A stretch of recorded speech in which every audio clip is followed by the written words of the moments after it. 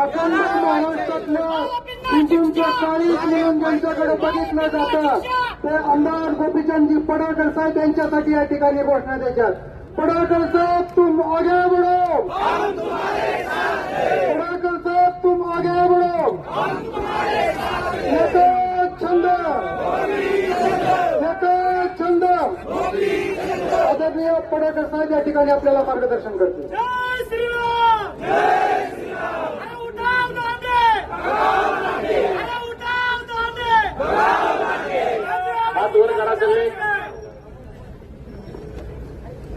छत्रपती शिवाजी महाराज की धर्मवीर छत्रपती संभाजी महाराज की पुण्यश्लोक अहिल्यादेवी होळकरांचा, महामानव डॉक्टर बाबासाहेब आंबेडकरांचा, महात्मा ज्योतिबा फुलेंचा, नरवीर राजे उमाजी नाईकांचा, लोकशाहीर अण्णाभाऊ साठेंचा. जय श्रीराम, जय श्रीराम. योकोट योकोट. आज भिगवण येथे काल जी संतापजनक घटना घडली त्या घटनेला वाचा फोडण्यासाठी हिंदू धर्माच्या रक्षणासाठी विचार बाजूला ठेवून सातत्यानं पुढाकार घेणारे अहिल्यानगरचे कार्यसम्राट आमदार माननीय संग्राम भैया जगताप साहेब इथे उपस्थित आहेत. आपण जोरदार टाळ्या वाजून त्यांचं स्वागत करावं. या परिसरामध्ये सातत्यानं हिंदू जागरणाचं काम करणारे महेश बोधले महाराज, माननीय बापू रणमुडे, माननीय उदय देशपांडे कोणताही स्वार्थ नसताना ते काही निवडणुकीला उभा राहणार नाहीत. परंतु जिथं कुठं अशी घटना घडते तिथं ते सातत्यानं महिन्यातला 20 दिवस याच कामासाठी देत आहेत. त्यांच्यासाठी आपण जोरदार टाळ्या वाजवल्या. काल जी घटना घडली आहे, आपले अण्णा काटे तेही उपस्थित आहेत, माऊली आळंदवर आहेत, बरेच मान्यवर आहेत. काल जी घटना घडलेली आहे ती घटना काय पहिली घटना नाही आहे. या तालुक्यामध्ये ज्या मुलींचं वडिलांचं छत्र हरपलंय अशा 25 मुली आतापर्यंत या जिहादी प्रवृत्तीच्या मुलांनी टार्गेट केलेले आहेत. किती? 25 मुली. आपण जाऊ दे की त्यांची मुलगी गेली, ह्याची मुलगी गेली, ठरवून चाललंय. आणि ह्या मुलीचं तर 22 तारखेला लग्न आहे. एमपीएससीची परीक्षा पास झालेला मुलगा, तिचा नियोजित वर आहे आणि लग्नाचा बाजार करण्यासाठी भिगवणमध्ये आलेली मुलगी, तिचा भाऊ पण आला इथं, मामा आहेत, चुलते आहेत आणि आई.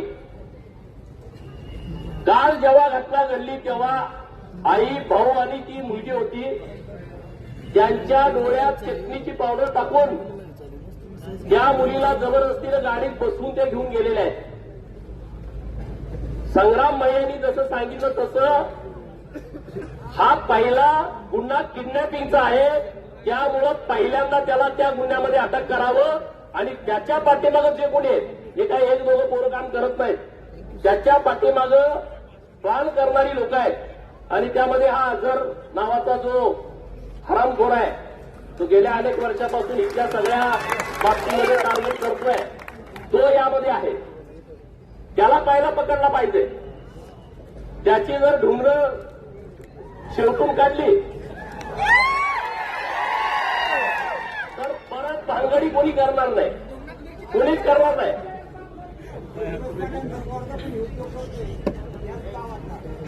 हे जे सगळे प्रकार चालू आहेत, हे कसे काय चालतात प्रकार, त्याला पैसे कोण देतं? हे जे प्रत्येक तालुक्यामध्ये अशी काही प्रवृत्तीची लोक आहेत, त्यांचे वाळूचे व्यवसाय असतात, मुडो मोडायचे व्यवसाय असतात, रॉयल्टी भरायची नाही. नदी किनारी मातीचा मोठा व्यवसाय असतो. मटका, जुगार हे सगळे लोक करतात आणि त्यातून वाम मार्गाने मिळणारा पैसा हे पैसा याच्यावरती लावतात. आणि म्हणून गावागावात पोलिसांना माझं आव्हान आहे, गावागावात ह्या ज्या अवलादी 2 नंबरचा धंदे करते त्यांना पहिलं तुम्ही त्यांच्यावरती कारवाई करा. त्यांचा इन्कम सोर्स जो 2 नंबर आहे तो पहिला त्यांचा बंद करून टाका. तर हे जे 2 भाऊ आहेत, आयन शेख आणि अबू शेख, हे दोघं सख्खे भाऊ आहेत आणि त्याचा हात चुलता आहे जो सपोर्ट करतोय तो, त्याच्यावरती गुन्हे आहेत. त्याच्यावरती सोनावणे भाऊसाहेब तलाठी आहेत, त्यांना मारहाण केल्याचा गुन्हा आहे. एका तलाट्याला मारतोय. हे बघा, हे तिथं भाऊसाहेबांना ह्यांना मारहाण केली आहे, याचा गुन्हा आहे त्याच्यावरती. आता हा जामीन मिळालेला नाही, अॅट्रॉसिटीचा गुन्हा आहे, जामीन नाही. आता त्याच्या बाजूला तिथं पोलीस आहेत, का नाही त्याला पकडला? आमचा सवाल आहे ना.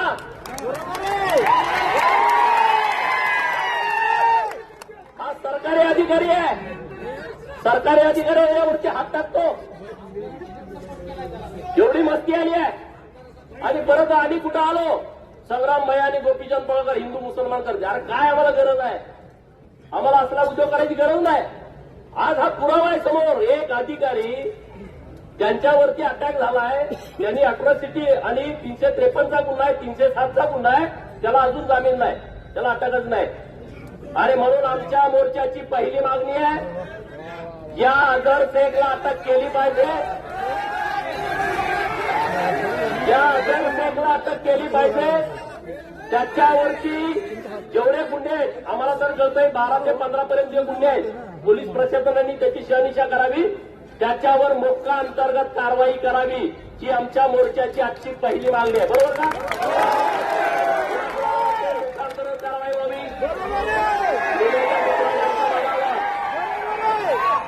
मोक्का अंतर्गत कारवाई व्हावी ना, त्याशिवाय हे थांबणार नाही. अरे त्या मुलीचा व्हिडिओ आला, पहिल्यांदा काय सांगितलं, मुलीचं चॅटिंग सुरू आहे. अरे पोलीस प्रशासनाची जबाबदारी आहे, एखाद्या मुलीवरती जेव्हा कधी अन्याय अत्याचार होतो तेव्हा त्या मुलीचं नाव गुपित ठेवणं किंवा त्या सर्व गुन्ह्याच्या विषयी गुप्तता ठेवणं जबाबदारी आहे. तेव्हा त्या आजरवर 2 अॅट्रॉसिटीचे गुन्हे दाखल आहेत. करू त्याला लावू का आम्हाला? आपण आता आलोय कशासाठी आपण? त्यामुळे मीडियामध्ये आलं की बाबा ते प्रेम संबंध आहे, अमुक काय असेल ते असेल, मुलगी आम्हाला परत पाहिजे आणि ते पोलिसांनी आणून द्यावी. पोलीस प्रशासनानं ती मुलगी आमच्या ताब्यात आणून द्यावी. तिच्या आई वडिलांच्या ताब्यात, वडील तर नाहीत मुलीला, आईच्या ताब्यात चुलते आहेत, मामा आहेत आणि त्याचे भाव आहेत, त्यांच्या ताब्यात द्यावी. नाहीतर परत मग 18 वर्ष वय पूर्ण आहे, मुलीला संपूर्ण अधिकार आहे, तो तिचा निर्णय घेऊ शकते. हे होता कामा नये. या बाबतीमध्ये पोलीस प्रशासनाला माझी विनंती आहे की तिला आईनं तर हाताच्या फोडासारखं जपलंय आणि मग तिच्याशी तिचं बोलणं झालं पाहिजे. घरातल्या नातेवाईकांशी, तिची आजी आहे, तिची आत्ती आहे, मावशी आहे, त्यांच्याशी बोलणं झालं पाहिजे आणि ती कसल्याही परिस्थितीत त्यांच्या ताब्यात दिली पाहिजे. अरे ह्याच्यावर काय आहे? चोऱ्या करतोय हा पोरगा, जो पोरगा घेऊन गेलाय तो चोरटा 1 नंबरचा.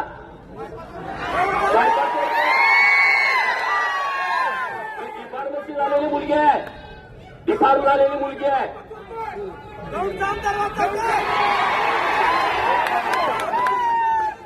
एमपीएससीची परीक्षा पास झालेल्या मुलाबरोबर लग्न ठरलं होतं त्याचं. ते कसं काय घडतंय? 22 तारखेला लग्न आहे, आज कालच पूर्वी ते पळवून घेऊन जात आहेत. हे एक प्रकरण या भागात झालं नाही. आता महाराजांनी सांगितलं तसे अनेक प्रकरणं. अरे छत्रपती शिवाजी महाराजांच्या आजोबांची समाधी आहे इंदापूरला, त्याला सुद्धा येणा टाकलाय. वक्फ बोर्डाकडे ती जमीन आहे. अरे काय तुम्ही सोपा काढताय काय? छत्रपती शिवाजी महाराजांच्या आजोबा ज्यांच्यामुळे हे हिंदवी स्वराज्य स्थापन झालंय, ती गडी 2 वेळा आंदोलन, महेशदादा लांडगे आले, संग्राम भाई आलो, मी आलो, 2 वेळा हायवे अडवला. तिथं आता तो कुठला बाबा आहे बाजूला, कुठला चांदवली बाबा त्याला वाट मध्ये मधलेच पाहिजे. अरे तिकडं तेवढं तिकडं तोंड करायला पलीकडं चांदवाली बाबाला वेगळं बीबीला वेगळं दोन मला कुठलं काय काढलंय तुम्ही. मूळ पुरुष या घराण्याचा त्यांच्या गडीची अशी अवस्था होती आहे. छत्रपती शिवाजी महाराजांची उद्या जयंती आहे. महाराष्ट्रात आता लगेच बोलतील, संध्याकाळी चर्चासत्र असतील त्यात बोलतील हे असा वाद लावते ते तसा वाद लावते. छत्रपती शिवाजी महाराज हे काय अशा विषयात लक्ष घालत नव्हते. छत्रपती शिवाजी महाराजांची लढाई ही धर्माचीच लढाई होती. मी परवा दिवशी रायगडावरती होतो महाराजांचं दर्शन घ्यायला. तुम्ही पण जावा सगळे. आणि या महाराष्ट्रातले सगळे जे विचारवंत आहेत जे म्हणतात की छत्रपती शिवाजी महाराजांची लढाई धर्माची नव्हती त्यांना सगळ्यांना माझं सांगणं आहे तुम्ही सुद्धा रायगडावरती जावा आणि जगदेश्वराच्या मंदिराच्या समोर नंदी महाराजांची जी मूर्ती आहे त्या मूर्तीची तोडफोड का झाली आहे त्याचं उत्तर तुम्ही आम्हाला द्या. शिंग कापलेत, कान कापलेत, नाक कापलंय. कशासाठी कापलंय? जर तुम्ही म्हणता धर्माची लढाई नव्हती तर मग नंदी महाराजांचं नाक कापायचं कारण काय? नंदी महाराजांचं कान तोडायचं कारण काय? नंदी महाराजांची शिंग तोडायचं कारण काय? त्याचं कारण आहे की लढाई धर्माचीच होती आणि म्हणून छत्रपती शिवाजी महाराजांनी हिंदवी स्वराज स्थापन केला. ही लढाई धर्माची होती म्हणून धर्मवीर छत्रपती संभाजी महाराजांनी स्वतःचा जीव दिला पण धर्म बदलला नाही. ही लढाई धर्माची होती. छत्रपती संभाजी महाराजांना एवढा हालाल करून घ्यायची आवश्यकता नव्हती परंतु ते जुमानले नाहीत, ते नमले नाहीत, ते चुकले नाहीत, ते वाकले नाहीत. त्यांनी सांगितलं की मी धर्म बदलणार नाही, मेलो तरी भेटणार. म्हणून तुम्ही आज आम्ही इथं बसलोय याची तर आपल्याला किमान जाणीव असावी. अरे छत्रपती शिवाजी महाराजांचा राजपुत्र पोरगा एवढं मोठं साम्राज्य ज्यांच्याकडे आहे 350 किल्ल्यांचं तो धर्म बदलत नाही. आणि तुम्ही आम्ही 4 पोती तांदूळानं धर्म बदलला. घर बांधायला 10 सिमेंटची पोती आली धर्म बदलला. पोरांना दप्तर दिलं धर्म बदलला. कोणतर घरातला आजारी आहे, कोणतर पादरी आला काहीतरी भडला चमत्कार केला धर्म बदलला. काय अवलाद आपली? काय आपण करतोय? कशासाठी करतोय आपण? सगळीकडे चालू आहे, सगळ्या गावात चालू आहे गुपचूप. मागं मी जरा भूमिका घेतली माझ्या विरोधात मोर्चे, माझ्या विरोधात काढा. काय फरक पडतोय? आम्हाला धर्मासाठी लढायचं आहे, धर्मासाठी आम्हाला काम करायचं आहे आणि धर्मातल्या मुलींची आबरू आम्हाला वाचवायची आहे. त्यासाठी वाटेल किंमत मोजायला आम्ही तयार आहे. वाटेल किंमत मोजायला आम्ही तयार आहे. यवतला काय घडलं? म्हणे संग्राम मैया आणि मी आलो तिथं दंगल झाली. अरे छत्रपती शिवाजी महाराजांची मूर्ती तोडली, कुणालाच काही वाटत नाही. तोडली, काही ठेवलं नाही त्यामध्ये. मग काय गप असतील काय पोरं? कशासाठी गप असतील? हे एका ठिकाणी नाही झाला, महाराष्ट्रामध्ये अनेक ठिकाणी झाला. महादेवाची पिंड पण तिथं बाजूला गाव आहे तिथं तोडली. तिकडं मुळशीच्या तिकडं अन्नपूर्णा मातेचं मंदिर तिथं अतिशय घाणेरडं कृत्य केलं चांदशेख नावाच्या पोरानं. सीसीटीव्ही मध्ये सगळं आलं. आमच्या भवानीपूरला म्हणजे जे खानापूर आहे भवानीपूर तिथं नंदीची शिंग कापून टाकली, महाराजाची कान कापून टाकले. आत्ता घडलेल्या घटना. बाबासाहेब आंबेडकरांच्या पुतळ्याची विटंबना केली 2-3 ठिकाणी. काय कारण आहे? हे असंच घडत नाही. छत्रपती शिवाजी महाराजांच्या मूर्तीला हात घालणं म्हणजे ते तुम्हाला चेक करतायत. अरे महाराजांच्या मूर्तीला हात घातला तर तुम्ही काय बोलत नाही, तुम्ही झोपताय तर बाकीची कुठली बी कामं केली तर चालते असा त्यांचा अंदाज आहे. आणि म्हणून तुम्ही जागा राहा. हा भारत देश काल हिंदू होता, आजही आहे, उद्याही राहिला पाहिजे. यासाठी तुम्हाला आणि आम्हाला काम करावं लागेल. मी आता येताना ChatGPTला विचारलं भारताची लोकसंख्या काय आहे. 2011ला जनगणना झाली, त्यानंतर जनगणना झाली नाही. 2021ला कोविड होता. आता 2026 आहे. 2026ला जनगणना सुरू होणार आहे म्हणजे 2027ला तो आकडा पुढे येईल.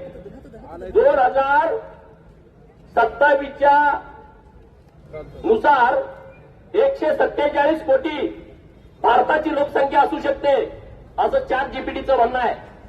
त्यानंतर मी मुस्लिमांची संख्या किती आहे 2011च्या जनगणनेला 17 कोटी आणि आता 2027ला ती 22 कोटी असणार आहे. मग मी जैन समाजाची माहिती विचारली, बौद्ध समाजाची माहिती विचारली, तुम्ही पण विचारा.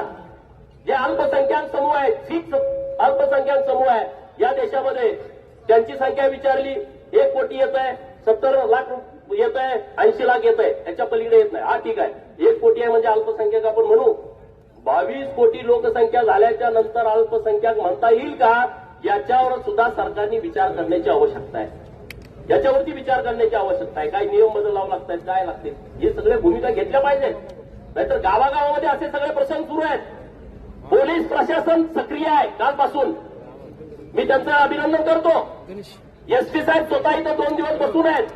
पण आता आम्हाला रिझल्ट पाहिजे, पोरगी आमच्या ताब्यात पाहिजे, हे पोलीस प्रशासनाला आम्हाला सांगायचं आहे. पोरगी आमच्या ताब्यात द्या, ती कसल्याही परिस्थितीत घरी आलीच पाहिजे. यासाठी तुम्ही आणि आम्ही जीवाचं रान करायचंय. नाहीतर ते एकदम बोलवतात. ते बघितलं व्हिडिओ, टिकली गायब, लगेच व्हिडिओची सगळी परिस्थिती बघा, लगेच बदल. ती मुलगी त्या व्हिडिओमध्ये मी जबरदस्तीनं आली नाही, मी मनानं आली आहे. मग चटणी टाकायची गरज काय होती. आज तिथून व्हिडिओ ते टाकायला लागलेत. जेव्हा पोलिसांच्या हे समोर सगळं येईल तेव्हा हे सगळं चित्र स्पष्ट होईल. परंतु पोलीस या सगळ्या परिसरात आज फक्त राज्याचे मुख्यमंत्री महोदयांनी सुद्धा याची दखल घेतली आहे. काल त्यांचं आणि माझं बोलणं झालं, सकाळी बोलणं झालं, त्यांचं आणि डीजींचं बोलणं झालं. त्यांनी एसपीला इकडे पाठवलंय. परत इकडं मी येऊ नये, संग्राम भैया येऊ नये म्हणून पोलीस प्रशासन काळजी घेत होतं. उद्या जयंती आहे म्हणून मला सांगलीच्या एसपीने सांगलीला बोलून घेतलं, तुम्ही सांगलीला या. गेलो काय, तुम्ही बिगवडला जाऊ नका. अहो मी म्हटलं असं होणार नाही, आम्हाला तिकडे जावं लागेल. आयजी साहेबांचं बोलणं झालं, मी म्हटलं आम्ही तिकडे जातोय, आम्हाला न्याय पाहिजे, आम्हाला कुठला गोंधळ घालायचा नाही, आम्हाला कुठलाही कायदा सुव्यवस्था बिघडवायची नाही, आम्ही त्याची काळजी घेऊ. हा शब्द देऊन मी आणि संग्राम भैया इकडे आलोय. आणि त्यामुळे आपली जबाबदारी वाढते मित्रांनो. हे सगळं सिरियस घ्या. आता काय मताचं राजकारण आहे का, उद्या परवा काय कुठलं मतदान आहे का, झालं सगळं मतदान. आता 2029ला मला वाटतं लोकसभेचं मतदान आहे आणि नंतर विधानसभेचं आहे. तोपर्यंत काय नाही, 3-3.5 वर्ष. आता कुणी म्हणायचं कारण पण नाही. हे काय मताच्या राजकारणासाठी इकडे आले, ते ग्रामपंचायत निवडणूक असतील ते काय गावागावात असतात. हे मताचा विषय नाही आहे, हा अस्तित्वाचा विषय आहे. अस्तित्वाचा विषय आपला. आज जगामध्ये हिंदू राष्ट्र किती होती सगळे विचार करा. आता ती आहेत का. पाकिस्तानमधला हिंदू गेला कुठं. पाकिस्तानची जेव्हा फाळणी झाली, तिकडचे हिंदू तिकडे राहिले, इकडचे इकडे राहिले. ते हिंदू कुठं आहेत. नाही ते हिंदूच्या मुली कुठं आहेत. काय परिस्थिती केली त्यांची एकदा जरा माहिती घेऊन बघा. बांगलादेशमधला हिंदू तितकी माहिती घेऊन बघा.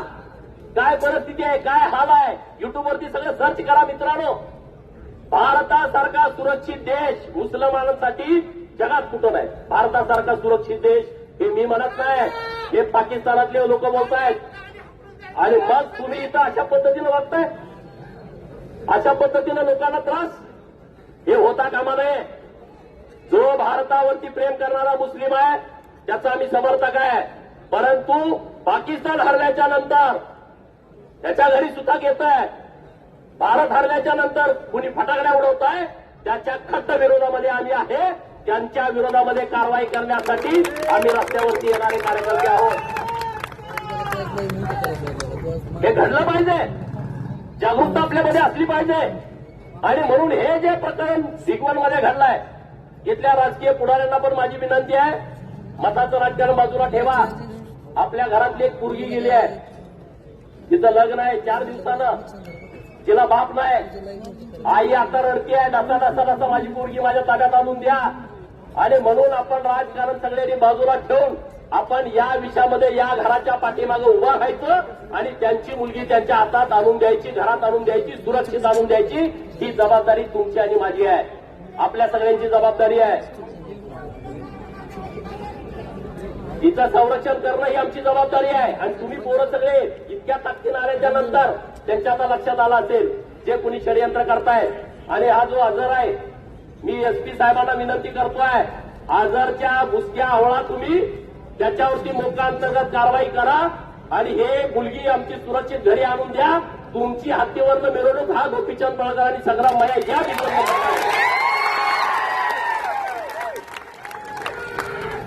आजारला असं त्याला दाखवा, अद्दल घडवा की परत त्याचं नाव कुणाचं काढलं नाही पाहिजे. मग आम्ही तुमची हत्तीवरनं मिरवणूक काढतो, मी काढतो. संग्राम भाई आणि मी इथं हत्ती नसला तर कर्नाटकातला आणतो, परंतु मिरवणूक काढतो. बरोबर, हत्तीची संख्या कमी आहे, सगळे हत्ती आता बाहेर गेले, पण काही करतो. कारण ज्या पोलीस प्रशासनानं चांगलं काम केलंय, पोलीस प्रशासनाशिवाय हे काम होऊ शकत नाही मित्रांनो. पोलीस जोपर्यंत आपल्या सोबत आहेत तोपर्यंत हे काम घडू शकतं. नाहीतर कायदा 18 वर्ष पूर्ण झाली असे जे प्रकार घडतायत, आई वडिलांच्या संमतीशिवाय ज्या मुलींची लग्न होत आहेत अशी परस्पर त्यांच्याबद्दल 21 वर्षाची आता घातली पाहिजे. 18 ऐवजी 21 वर्ष झाल्याच्या नंतरच तिला असं कृत्य करता येईल, अशा पद्धतीची पण मागणी आम्ही सभागृहात करणार आहे. लव्ह जिहादच्या विरोधामधला कायदा सभागृहामध्ये येतोय, धर्मांतरणाच्या विरोधातला एक कायदा आपल्या इथे येतोय महाराष्ट्रामध्ये, आणि त्याचं काम चालू आहे. सरकार अत्यंत संवेदनशीलपणे या सगळ्या विषयाकडे बघताय. येणाऱ्या अधिवेशनात येईल किंवा पुढच्या येईल, पण एक चांगला मजबूत कायदा की परत धर्मांतरण करायचं कुणी नाव काढणार नाही. सगळे आता हे जे येतात, परवा मला एक व्यक्ती भेटला आमच्या सांगली जिल्ह्यातला भिलवडीचा, बघा किती गंभीर प्रकरण आहे. त्याच्यावर पादरी गेला आणि त्याचं मन परिवर्तन केलं, मत परिवर्तन केलं की धर्मांतरण करायचं. मग ते सगळे देवाऱ्यातले देव सगळे पितळेचे घेतले. तो म्हणला पितळेचे देव काय करत नसते, घे पिशवीत घातले. त्याला घेऊन गेला, त्या माणसाला बरोबर घेऊन गेला आणि ते सगळे वितळवायला लावले सांगलीमध्ये. ते पितळेचे देव वितळवले, त्याचं काही किलो पितळ तयार झाली. हा म्हणला आता विकायचं, विकलं, त्याचे पैसे आले. त्याचे पैसे आल्याच्या नंतर हा काय म्हणतोय घडवा की त्याचं मटण घ्यायचं. आणि तो म्हणला कसं काय होणार, नाही म्हणला काय करत नाही. त्यानं परत मटण घेतलं आणि त्या लोकांना खाऊ घातलं. आणि लोक मला म्हणते की गोपीचंद पडळकर असं बोलतोय. या तुम्ही समोर त्या माणसाला मी पुढे आणतो की त्यानं घरातल्या देवाऱ्यातले देव विकले, पितळवून, आणि त्याचं मटण आणि त्याला चारायला लावले सगळ्या घराला. त्या पडव्याला मारलं पाहिजे का नाही सांगा तुम्ही, काय केलं पाहिजे. आणि त्याला पादरी केलं परत. 17 वर्ष तो पादरी होता. परत त्याच्या लक्षात आलं ही चूक आहे, परत त्याला तो विषय सोडला. आता परत आला आणि हिंदू धर्माच्या जागृतीचं काम तो आता माणूस करतोय. आताही सांगलीची परिस्थिती आहे. हे गावागावात चालू आहे. मोठं जिथं गाव आहे ना, 12 बलुतेदार समाजाचं, 18 पगड जातीचं, सगळ्या जातीचं, तिथं हे जास्त चालू आहे. मोठ्या शहरात काही कळतच नाही कोण काय करतोय, कशा पद्धतीनं धर्मांतरण सुरू आहे, कशा पद्धतीनं लव्ह जिहाद सुरू आहे, कशा पद्धतीनं लँड जिहाद सुरू आहे, फुटपाथ जिहाद. फुटपाथवरती बघा ना कसे अतिक्रमण होत आहेत. तिथं कोणी काय करत नाही. फुटपाथवरती सगळी दुकानं काढायची, पंक्चरचं दुकान, गॅरेज, बाकीच्या सगळ्या भानगडी, हे सगळे फुटपाथवरती करायचं. सरकारी जागेत अतिक्रमण करायचं, तिथं काहीतरी धर्मस्थळ बांधायचं. आणि त्याला परवानगी आहे का ग्रामपंचायतची, त्याला परवानगी आहे नगरपंचायतची, नगरपालिकेची, महानगरपालिकेची. बघितलं पाहिजे ना तुम्ही, आम्ही बघितलं पाहिजे जाऊन. इथं एखादं धर्मस्थळ उभं राहिलंय तर त्याची परवानगी इथे काय, त्याला बांधकाम परवानगी आहे का, त्याला सरकारनं परवानगी दिली नसेल तर ते काम जाग्यावरती थांबवलं पाहिजे. ही आपली जबाबदारी आहे ना. चला चाललंय, आपलं काय काम आहे असं म्हणून चालणार नाही. प्रत्येक दिशामध्ये आपण लक्ष दिलं पाहिजे. जिथं कुठं सरकारी जागेत अतिक्रमण आहे त्याच्या मागे लागलं पाहिजे. हे अतिक्रमण काढून टाका.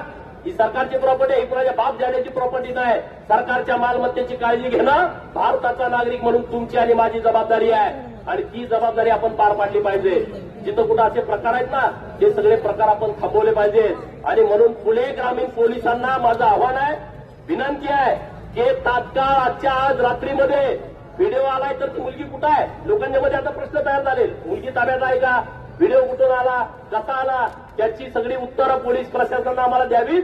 मुलगी आमच्या ताब्यात आज रात्रीमध्ये कसल्याही परिस्थितीमध्ये आणून आमच्या घरपोच करावी, ही पोलीस प्रशासनाला आमची मागणी आहे. नसेल तर जी तक्रार आहे त्याचं निवारण करावं आणि ही मुलगी आमच्या ताब्यात द्यावी. परत जर कुणी मस्ती केली याबाबत तर त्यांना डायरेक्ट झोडपून काढा. तुम्ही गप बसू नका. तुम्ही जर गप बसलं ना, हे तुम्ही आता सगळे म्हणता. आता या मला महाराज म्हणले आणखी 4 मुलींचं असं सुरू आहे. आई वडिलांना सांगितलं तर आमची मुलगी तशी नाही. आई वडील म्हणताय, अरे हे सांगतात ते ऐका. सगळ्यालाच वाटतंय आमचं तसं नाही, आमचं पोरगं तसं नाही. आम्ही काय चुकीचं सांगत नाही ना. तुम्ही बघा, तुम्ही आम्हाला विश्वास ठेवू नका. फेसबुक चेक करा, मित्र कोण आहेत, चॅटिंग कुणाची सुरू आहे, व्हॉट्सअप ग्रुपवरती कोण आहे, हे सगळं बघा तुम्ही. त्यांच्या मैत्रिणी कोण आहेत कॉलेजमध्ये, मित्र कोण आहेत, राहायला जिथं हॉटेल असतील तिथं कोण आहे, खानावळीमध्ये कोण आहे, कुठली खानावळ आहे, हे सगळं चेक करा. त्याशिवाय काय नाही, काही त्याचा उपयोग होत नाही. परत वेळ निघून गेली मग हे आमचे कार्यकर्ते परत प्रयत्न करणं, बोलणं, पोलिसांना कामाला लावलं, त्याच्या अगोदर आपण सगळ्यांनी काळजी घेतली पाहिजे अशी विनंती तुम्हा सर्वांना आहे. उद्या छत्रपती शिवाजी महाराजांची जयंती आहे आणि आपण सगळे महाराजांचे मावळे आहोत. महाराजांनी सांगितलंय कुणावरती अन्याय करू नका, पण अन्याय जर कुणी केला तर तो सहन करू नका आणि आपण अन्याय अजिबात सहन करायचा नाही. आपणही कुणावरती अन्याय करायचा नाही एवढंच या निमित्तानं सांगतो. त्यांच्या घरच्या लोकांना मी आश्वस्त करतो की पोलीस प्रशासन, सरकार आणि आम्ही सगळेजण तुमच्या सोबत आहे. तुम्हाला कुठलीही कसली अडचण येणार नाही. जिथं कुठं अडचण येईल तिथं तुम्ही आम्हाला आवाज द्या. आम्ही हजारोच्या संख्येनं तुमच्या बाजूला येऊन उभं राहू एवढंच सांगतो आणि थांबतो. जय हिंद, जय महाराज.